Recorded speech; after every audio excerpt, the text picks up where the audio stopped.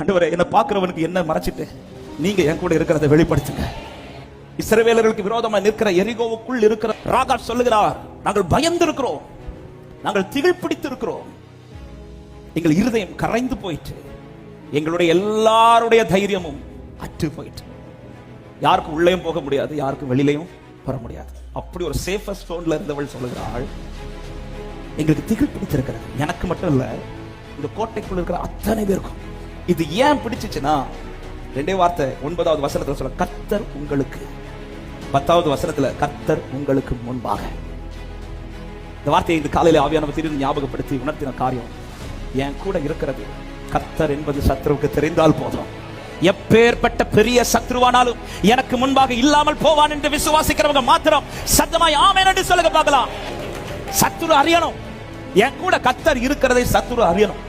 ஆமென். இன்னைக்கு ஒரு காரியத்துக்காக நீங்க ஜெபிக்க போறீங்க. என்ன ஜெபிக்க போறீங்க? ஆண்டவரே, எனக்கு முன்னாடி இருக்கிற தடைகளுக்கு, எனக்கு முன்னாடி இருக்கிற போராட்டங்களுக்கு, என்னோடு எதிர்க்கிறவர்களுக்கு என்னை காண்பிப்பதல்ல, நீர் என்னோடு இருப்பதை காண்பிப்பீராக, நீர் எனக்கு பக்கபலமா இருப்பதை காண்பிப்பீராக.